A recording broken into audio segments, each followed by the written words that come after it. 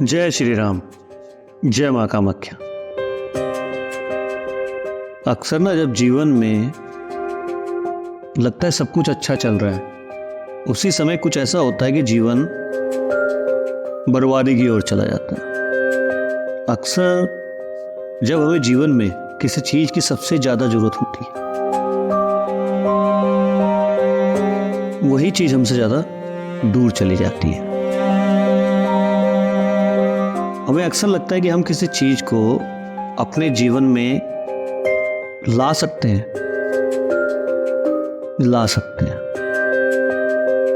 विधि बहुत आसान है। यह भी वशीकरण का ही एक नियम है।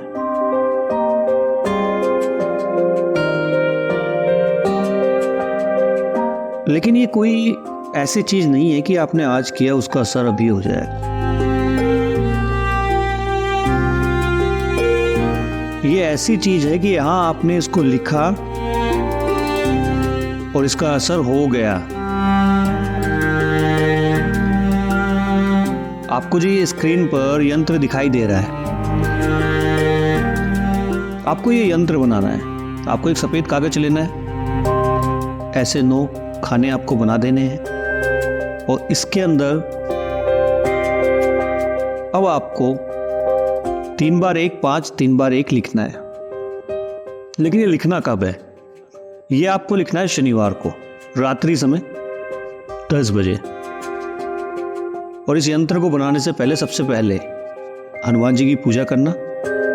सबसे पहले राम नाम का जाप कर लेना, उसके बाद राम स्तुति का जाप कर लेना, फिर हनुमान चालीसा का जाप कर लेना, उसके बाद हनुमान जी की आरती करना।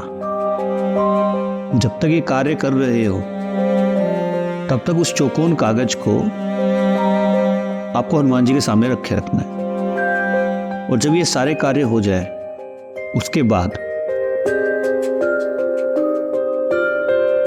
आपको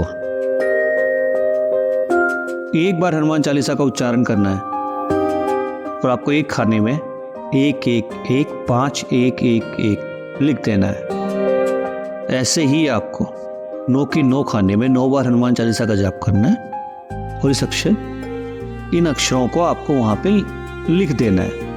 उसके बाद इसे फोल्ड कर लेना है, जितना छोटा हो सके उतना छोटा कर लेना है। हनुमान जी की आरती के लिए जो आपने दिया रखा था उसके ऊपर से इसे 9 बार घुमाना है और अपने पर्स में रख लेना है। बस इसमें एक चीज का ध्यान रखना है,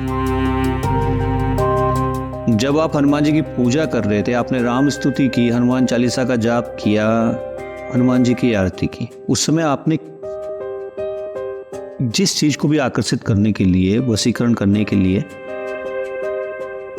आपने याद किया, चाहे पैसों को हो, चाहे स्वास्थ्य को हो या किसी और चीज को हो, आपने जिस भी चीज को अपने जीवन में आकर्षित करने के लिए इसे याद किया, राम स्तुति की, हनुमान चालीसा की और हनुमान जी की आरती की, उसी चीज को याद करते हुए फिर आपको ये चीज हनुमान चालीसा जाप करते हुए 1 बार 2 बार ऐसे 9 बार लिखना है। उस चीज को ही दोहराते हुए मन ही मन उच्चारण आपको हनुमान चालीसा का करना। इसे करके रख लें और फिर मुझे बताएं इसका प्रभाव क्या हुआ। अब ये नहीं है कि आपने इसे लिख रहे हैं और सोच लिया कि मेरे पास 1 करोड़ रुपए आ जाए और वो आपको आ जाएंगे। आपके जो कर्म होंगे ना, उसी के अनुसार आपको फल मिलेंगे। अगर आप कर्म ही नहीं कर रहे हैं तो ये चीज भी कार्य नहीं करेगी। उसके लिए कर्म का होना बहुत जरूरी है। जैसे कि उदाहरण के लिए आपको पैसे चाहिए, आप बैठे घर पे हो तो पैसे तो आने वाले नहीं, घर बैठे ना, उसके लिए कुछ तो करोगे।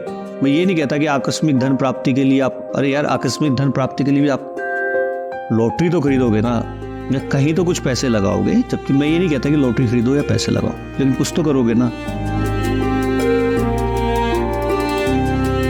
कुछ काम कर रहे हो, आपको मार्ग नहीं मिल रहा है उस काम में, तो काम करोगे ना, तभी ये कार्य करेगा। अगर आप कर्म कर रहे हो तो ये कार्य करेगा, बहुत ही अच्छे तरीके से करेगा। तो इसका ज़्यादा से ज़्यादा संख्या में आप लोग इसका फ़ायदा उठाएं। और अगर वीडियो अच्छी लगी हो तो इसे लाइक, शेयर और सब्सक्राइब करना ना भूलें। जय श्री राम।